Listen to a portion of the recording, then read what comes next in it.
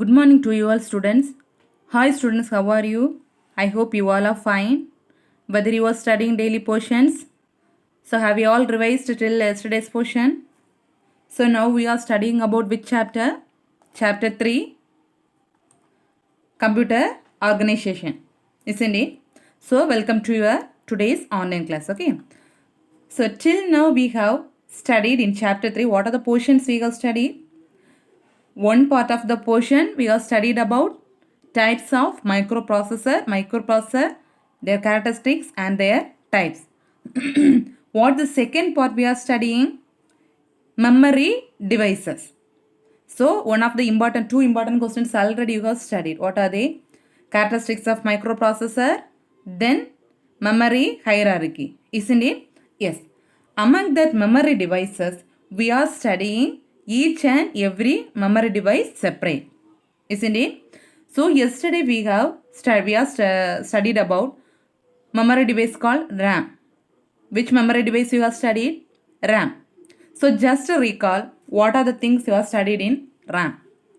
So whether RAM is a temporary storage device or permanent storage device. So RAM is a permanent storage device or temporary storage device? Temporary storage device, isn't it? So we are calling RAM as a volatile memory. So whether the contents, what are the contents you are storing in the RAM memory, is it available for a loss, or if the power went off, whether the content will be available in the RAM memory. Whether it is available? No. So we are calling as an which kind of memory? Volatile memory. And also we have studied kinds of RAM. What are the two types of RAM you have studied? Dynamic RAM and static RAM. What do you mean by dynamic RAM? DRAM, SRAM. What's the difference between DRAM and SRAM? DRAM means you need to give refreshment or refresh. Whether a static RAM needs to give refresh? No. So cost is compared to higher than that. Isn't it? Yes. Today we are going to study about next memory device called read-only memory. Okay. So already we have studied about this read-only memory in the first chapter. Whether this read-only memory is a primary memory or secondary memory. Which memory? Secondary memory, isn't it? So what's the difference between RAM and ROM? That question also already you have studied, isn't it? What's the difference between RAM and ROM? So RAM is a temporary storage memory, but ROM is a permanent storage memory. That's a main difference, isn't it? So this ROM is a special memory. Okay, this ROM is a special kind of memory. So here, while they are manufacturing the ROM itself, they have entered some program. Otherwise, they have preloaded some programs in the ROM itself. Okay, which cannot be modified. That means while they are designing that particular ROM, at that time itself, they will design or they will program. That is called as pre-recorded or pre-program. Okay, once that on the time of designing itself, they are recording or pre-recorded or pre-programming. They are programming particular things and stored in the particular ROM. Okay, we can't be able to modify that program. Okay, understand what's the main thing? So this is a special kind of memory. What's the main important thing? The ROM is already pre-recorded data. What's the meaning of pre-recorded data? At the time of manufacturing itself, they are recorded or pre-loaded some program in the chip itself. Whether we can able to modify that program on the ROM? No, we can't able to modify. Okay, so already one point we have studied in ROM, when the power went off, whether the contents are available in the RAM. Whether contents are available in RAM? No. But in ROM, when if the power went off or again you are restarting the system, next time you are going to start the system. So how many times you are going to start the system? At all the times, if you see the contents in the ROM, it becomes permanent. It won't get deleted. Okay. But RAM is not like that. The contents available in the RAM will get delete or erase, but contents in the ROM won't get delete. Okay, so what's the use of this ROM?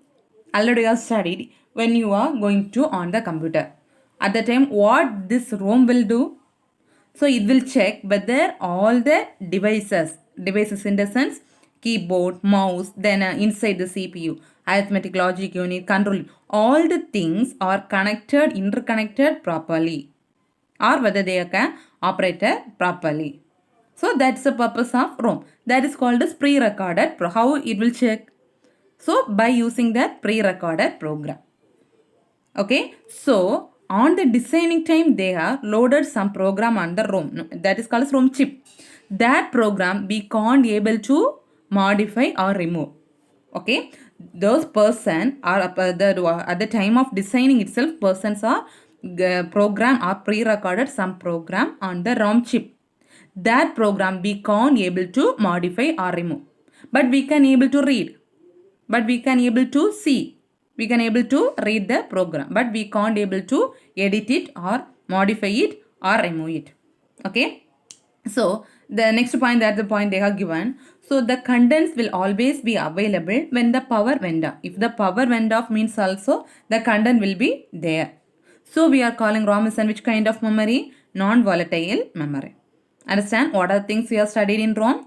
So it is a special kind of memory. So at the time of designing itself, they are pre-recorded some programs in the ROM. What's the purpose of ROM? So while we are going to start the computer, initial state it will check whether all the devices are connected properly. How they will check? By the usage of that pre-recorded programs.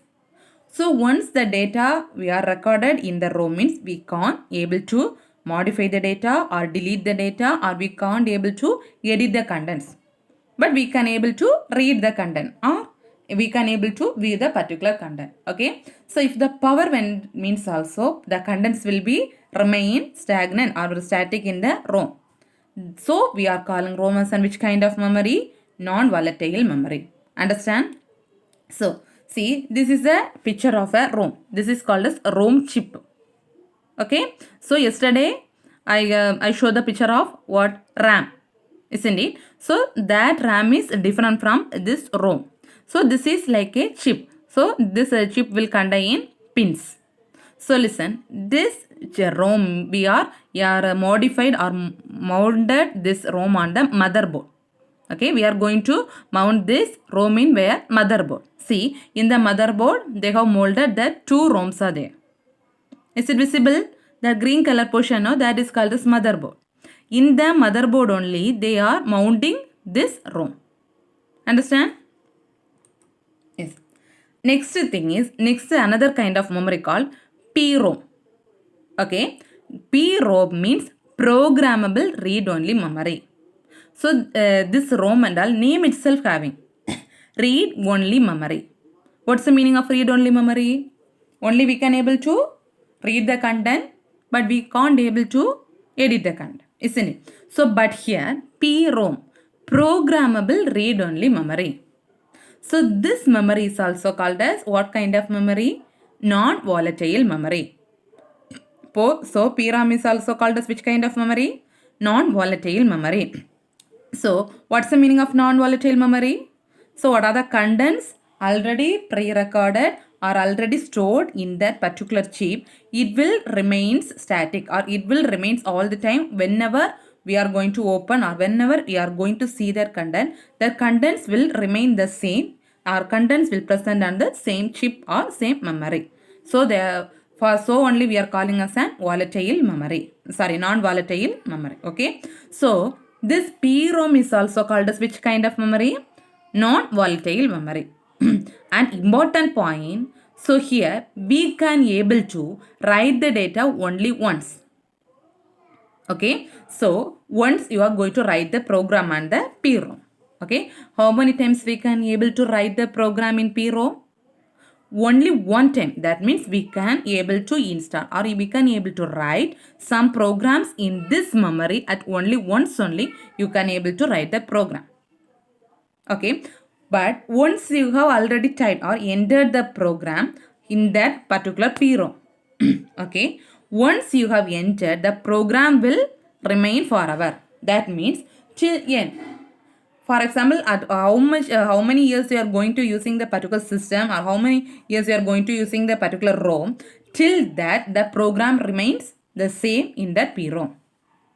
Understand? Already you are going to write some program in PROM. So that programs remain, once you are written, means the programs remain static, or the programs remains forever whenever you are going to use. Okay, so this PROM also, even when the computer, if you are going to switch off their computer means also the particular program or particular things you are storing in PROM will be remain the same. You would get delete. Okay, if the computer will turn off means also the contents available in PROM won't get delete.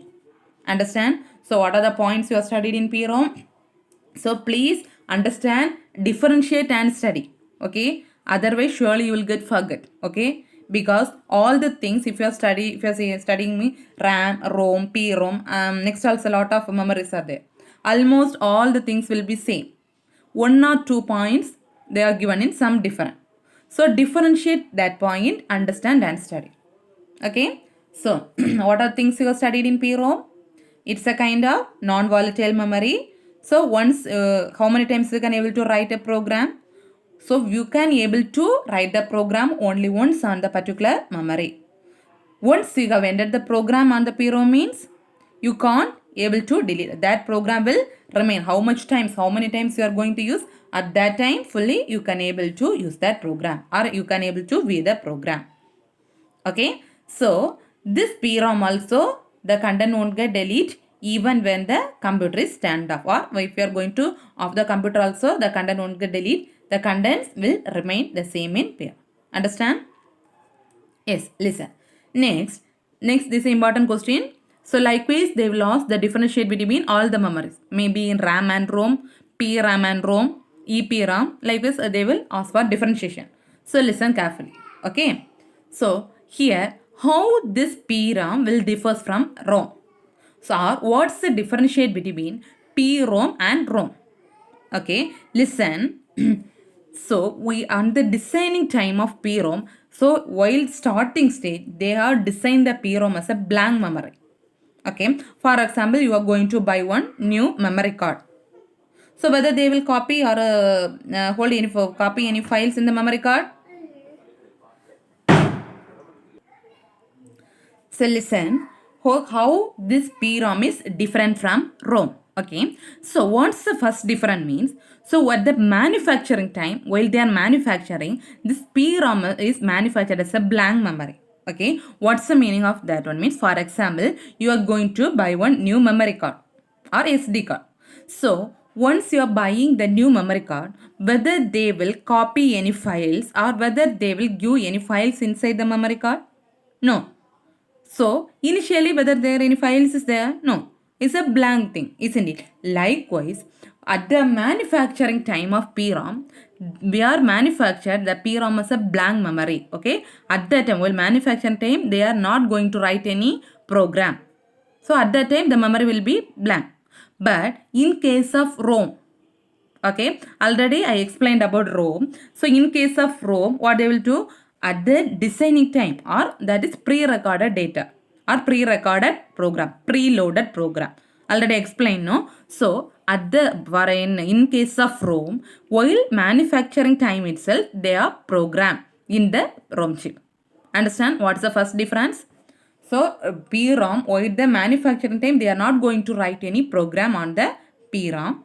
So in manufacturing, so at that manufactured, PROM becomes considered as a blank memory. But ROM is not like that. So manufacture time, manufacturing time itself, they are going to design a program or pre-recorded program is there in the manufacture time. Okay, so next point.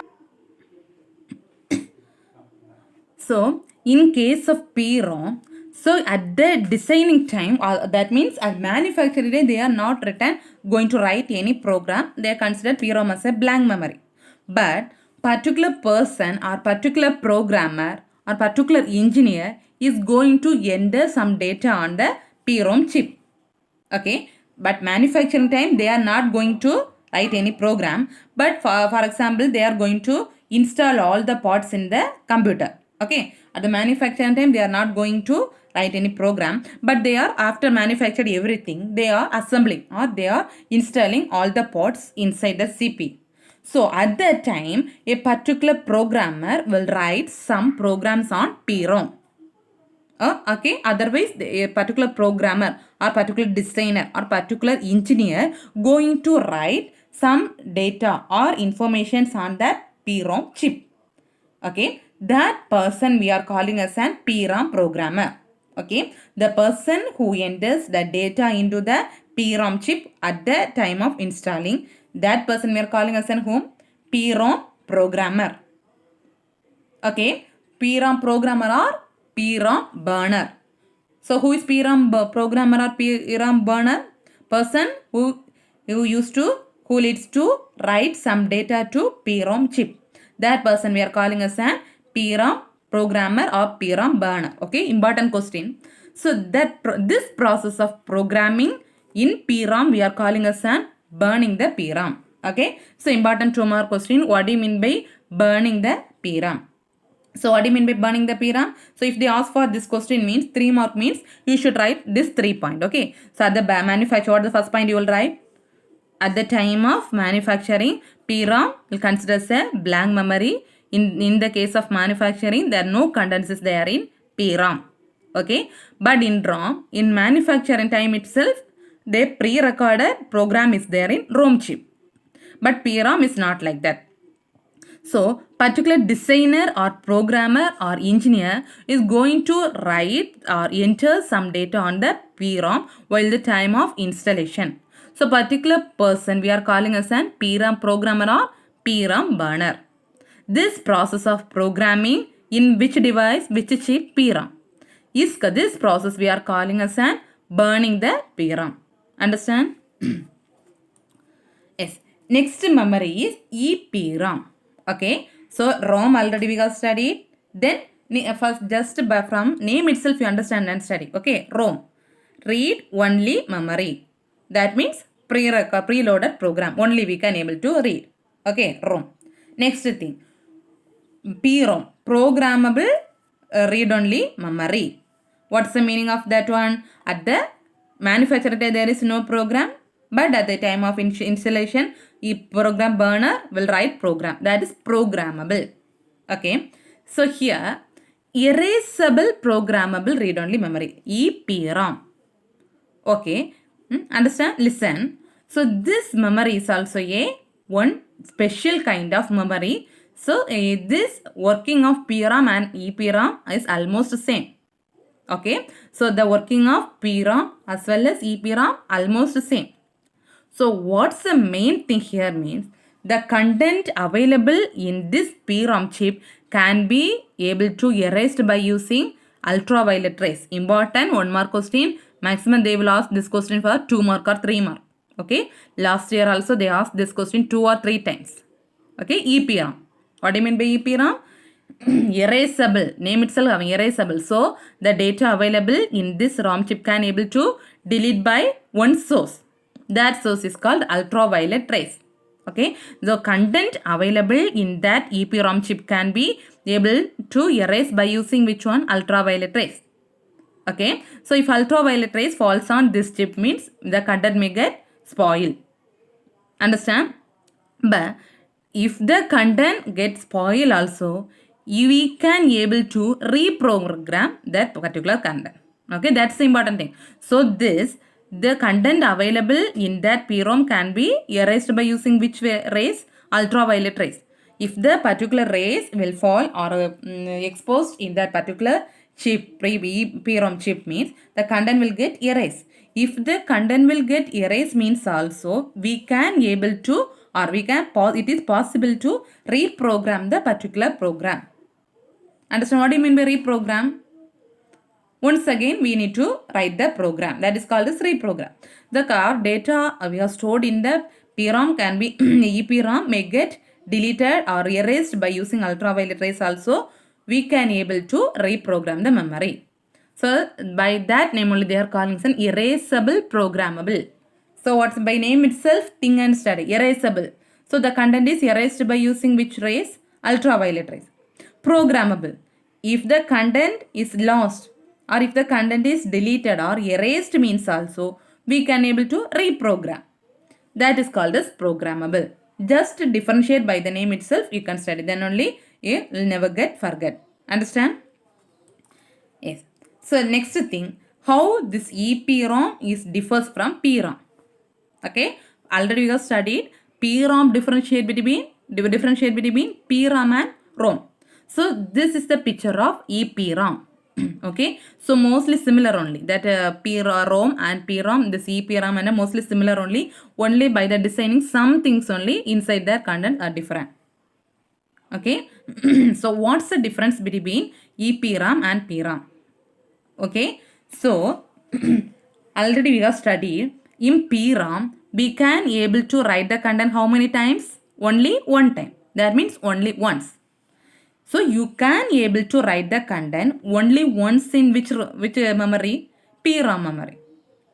Okay, and also we can't able to erase that content also. Already we have studied once you can write the program in PROM means that means PROM, particular PROM programmer or burner will write the program or enter the data in particular PROM chip means we can't able to erase. Only once. That means by a person, particular appropriate person only can able to enter the data or write the program on the particular chip. Who? PROM burner or PROM programmer. So PROM programmer can return the program how many times? Only once. Once you have entered the program on the PROM, you can't able to erase.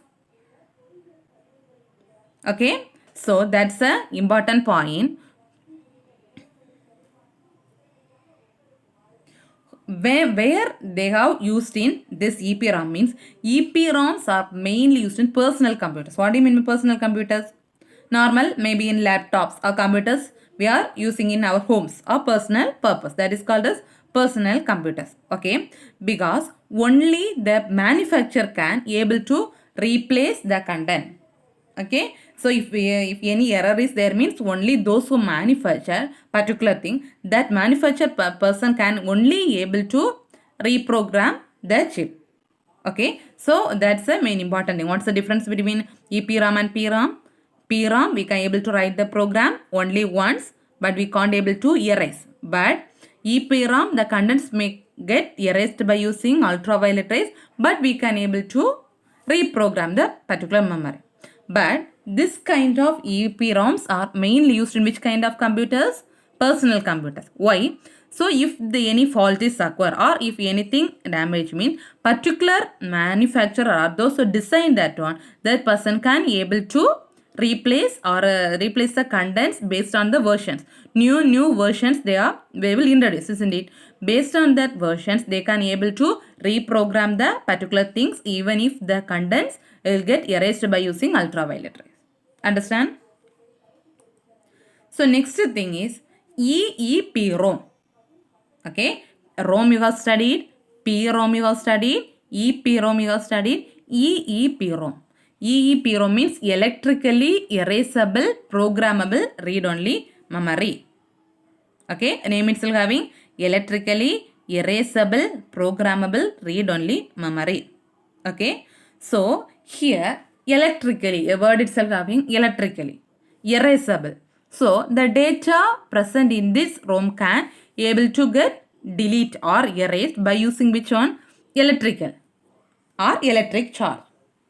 Okay, so what's the use of this one? So the particular data or information or program present in this ROM can able to get deleted or erased or maybe get corrupted by using which charge? Electrically. That means by electric charge you can able to get lost the content or we can sometimes the particular data will get erased. Okay, by using which one? Electrically or electric charge. So only by they are calling this name as an electrically erasable programmable read-only memory. Okay, but what's the thing mean? If the content will lost means also, okay, for example, if you are going to switch off the computer means also particular content available in EPROM will be remain the same, won't get deleted. But in case of RAM, not like that. So what are the things you have stored in the RAM? If you suddenly, if you are switch off the computer means, so the data present in RAM will get lost. But in case of EEPROM, not like that. The contents will always be present like that. Likewise, EPP-ROM also, even when the computer stand off or power is stand off means also you can able to get the content. Okay, so comparing to all these kinds of ROM, this EEPROM is very slower in performance. Performance is very slow. That's the disadvantage of EEPROM. Okay. So what are the points you have studied in EEPROM? So what do you mean by EEPROM?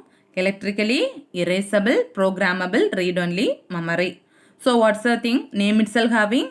So the data can get able to erase by means of which one? Electric charge. Even when the computer is switched off means also you can able to retain the contents once again. Okay. So we have already studied about programmable read-only memory, erasable programmable read-only memory, then electrically erasable. So compared to all these kinds of ROM, this EEPROM is very slow in performance. Understand? Yes. So till now we have studied about two types of memory. That means main heading I am telling. Two types. What are they? RAM as well as ROM. In RAM, what are things you have studied? Two types. Static RAM and dynamic RAM. That means SRAM and DRAM. Next heading is ROM. Under the ROM, what are the headings you have studied? ROM, read-only memory. Then PROM, programmable read-only memory. What do you mean by ROM? The content. What do you mean by ROM? The content is a permanent storage device, isn't it? Then PROM you have studied, programmable read-only memory. You can able to program. A particular burner we can able to program it. Then EPROM, erasable. So if the content will get erased, means also you can able to reprogram. EEPROM, electrically erasable. By means of electric charge, the content will get lost. So particular content, even when the computer is switched off also, the content remains the same. Isn't it? So up to that, two kinds of memory you have studied. Okay. So next kind of memory is called cache memory. Okay. What's the next kind of memory? Cache memory. Okay. So listen. So what do you mean by mobile also? You might have seen this word cache. Most of the mobiles have said cache memory or cache files. What do you mean by cache means? Cache memory or cache files means it is a smaller memory portion or smaller memory device. Okay. So for example, so I am going to set some files from the main memory. Okay. So this cache memory will present in between, that means or this cache memory acts the intermediary person between main memory and the user. Okay, understand? So listen, for example, I am going to get particular information from the main memory. The same information I am going to fetch at 5 times. Okay, so how many times I am going to fetch the information from the main memory? 5 times. So instead of I am going to main memory, I am searching the same information from first to last and fetching that particular detail. Instead of that, I am going to the main memory. The same details stored in cache memory means immediately I can able to fetch from the cache memory. Whether I need to go to main memory to fetch the details? No, because that details will present in cache memory itself. So directly I can able to get the information from cache memory. Understand? This is the concept of cache memory. At short, I'll explain. So listen, now listen. So this is the very high speed memory. Okay. So this cache memory is very high speed compared to other memory devices. This cache memory is very high speed memory device. Okay. And also this memory is expensive memory. What do you mean by expensive? Cost becomes very high. So compared to other memory devices, this cache memory is expensive. And also compared to other memory devices, cache memory becomes very speed. Okay. So compared to the other memory, the small size becomes very smaller. So first itself I said the cache memory size becomes very smaller.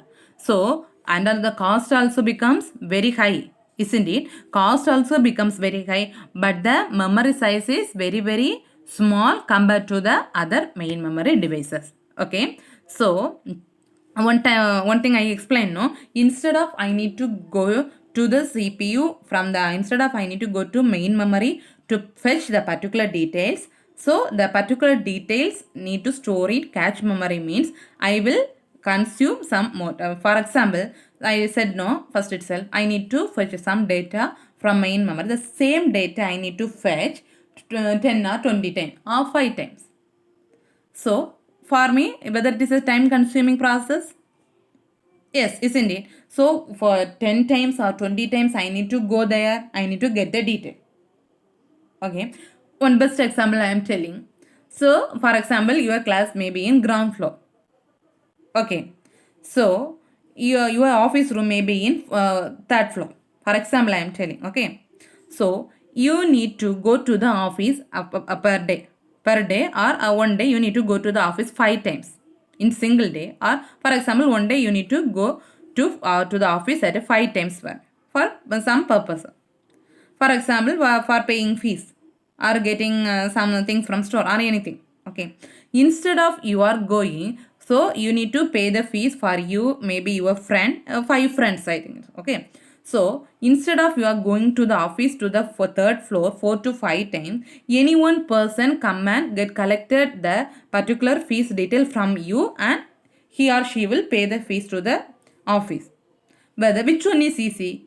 You needs to go to the office 5 times, that is easy. Or particular person collected all the things and go to the office and pay the fees. Which one is easy? Particular person will get, no, that is easy. The same concept only, instead of I am going to fetch some details from the main memory, I am going to keep one intermediary memory called cache memory. Why? For that my time will get reduced. But I am going to that main memory and getting the information all the time means it will consume more time. Okay, for that purpose I am keeping this cache memory. That's the use of cache memory. Understand? Yes. Listen. So the same thing only. So frequently you can able to get the data from the cache memory.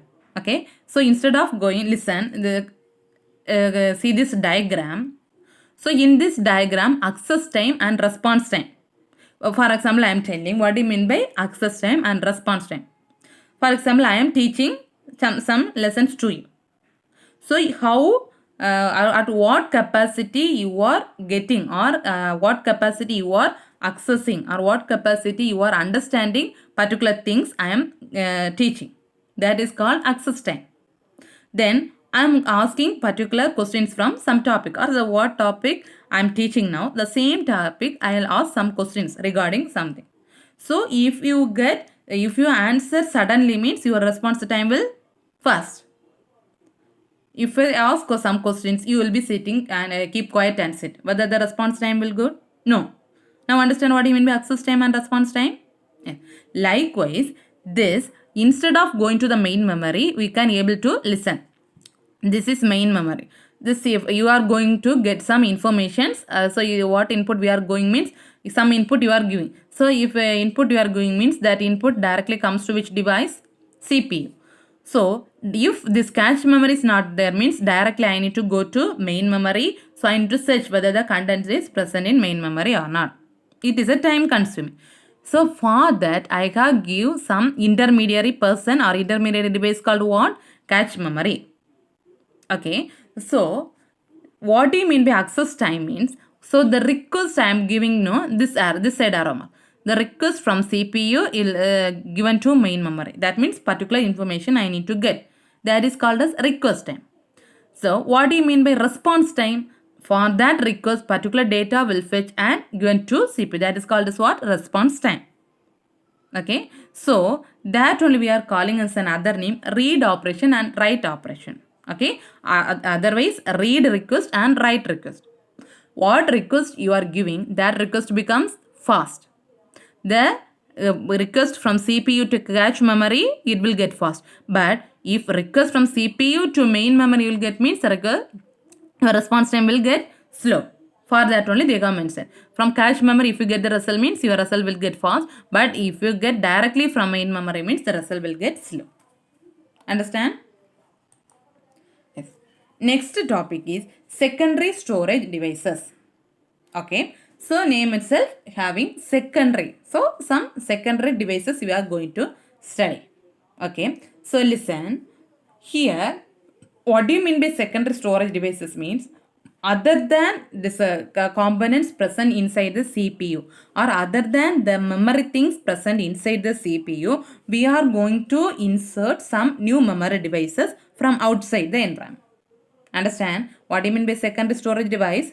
Already primary memory is there, secondary memory is there, RAM, ROM, EPROM, lot of things are present inside the CPU, isn't it? Beyond that memories, you are going to insert some new memory devices from external environment. For what? Storing some data. That is called as which kind of device? Secondary storage device. Okay, so this secondary storage devices are used to store the data permanently. What do you mean by permanently?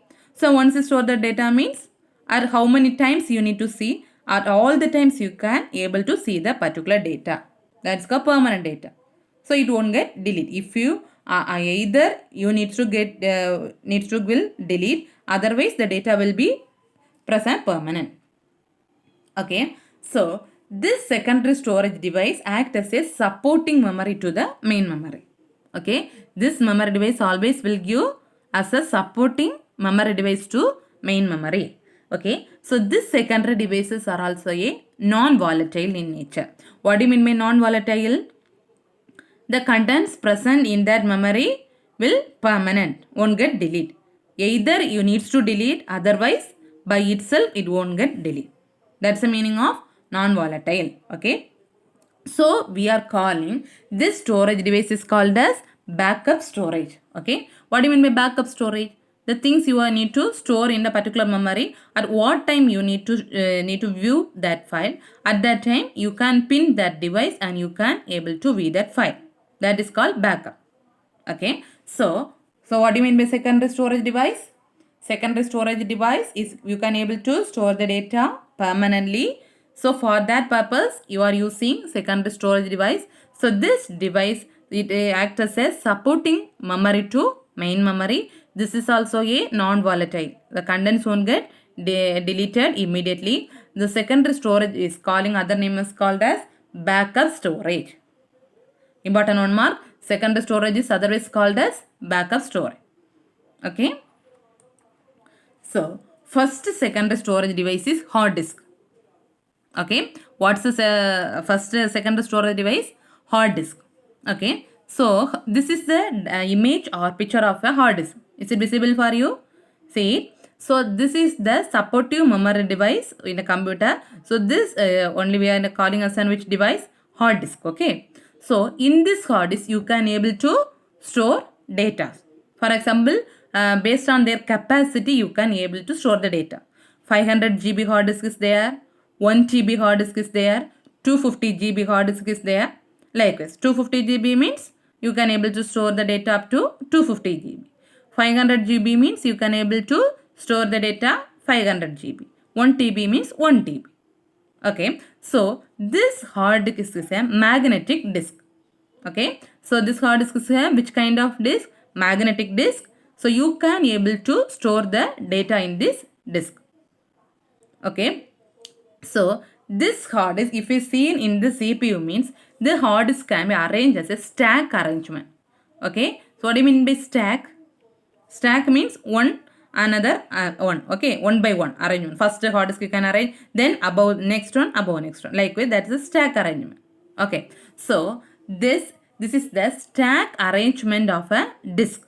Okay, so how you can able to access this disk mean a pair of heads for each disk. So each hard disk has a particular head. That means head like structure. By you can able to access, this is the internal structure of the hard disk. You can able to, the particular system can able to access by a heads, by the head structure from the hard disk. Okay. So this hard disk can able to have two single or double sided disk. Maybe the hard disk have single disk or double sided disk. Understand? So this see this picture of this is a external view of the hard disk. This hard disk you can able to store the data. So how it will arrange in CPU? It is stack arrangement, one another, one by one, or one first you need to place one, next above another one you can place. How you the data are accessed from the hard disk means by a head position or pair of heads for each of two hard disk you are mounting in the CPU means from the heads of that particular hard disk you can able to connect and get the information. Okay, so this hard disk have a both single sided hard disk also there, double sided hard disk also there. Understand? Next thing is compact disk. This already you know, CD. What do you mean by compact disk? CD. Okay. So this already most all the students have seen CD, isn't it? You know very well. So this CD, other name is CD-ROM. Okay. So this CD-ROM is what's the thickness? 1.2. This is all important 1 mark question. Note it down. Okay. So CD is made up of how much? The thickness of CD is 1.2 millimeters. What's the thickness of CD? 1.2 millimeters. Okay. So this CD is made up of what kind of material? Means polycarbonate plastic material. Okay. So what's this CD is made up of what kind of material? Polycarbonate material. Okay. So if you see in the CD means you can able to view some shining part, like isn't it shining colors will displayed or glitter from the CD. You can see, isn't it? Yes. So how you can see mean a thin layer of aluminium is applied on the surface. So only if you that sunlight or light falls on means the particular surface will get glitter. Isn't it? How a thin layer of, so above the surface a thin layer of aluminium or gold is applied on the surface of the CD. So only if the light falls on the CD, the surface will get glitter. Understand? So in CD, what's the use of CD? You can able to store data. What are the data? Maybe images, songs, videos, anything. So the data you are storing in the CD we are calling as an bits. Okay, so the data inside the CD. So here you are storing data, isn't it? That data in the CD we are calling as an what? Bits. Okay, tiny indentation. Tiny means small bits. Already I said. So you are to give the input to the computer by means of a bits. Likewise, you are storing the information in the CD. In that small tiny information, a small portion of the information we are calling as an what? Bits. That only we are giving small portion. Okay, so this all the things are molded in that if you see means you can see. So for example the CD is there. I am going to write the CD at the half position. So you can able to see at the half position only you are going to or copy some files. So how it means it will encode in spiral track. Spiral track means this like. Okay, for example up to this much of portion. I have written some files on up to this much of portion mean half portion. Then full portion mean that means spiral shaped it will write the data on the CD. That only they are telling encoded in spiral track module. So that only we are calling as an tracks. Okay, first track, second track, third track. Likewise, first track one circle, second track second, third track third circle. Okay, so the particular information is encoded in spiral track. So at the top of this already you have studied, top of this CD is encoded with surrounded by which layer? Polycarbonate layer.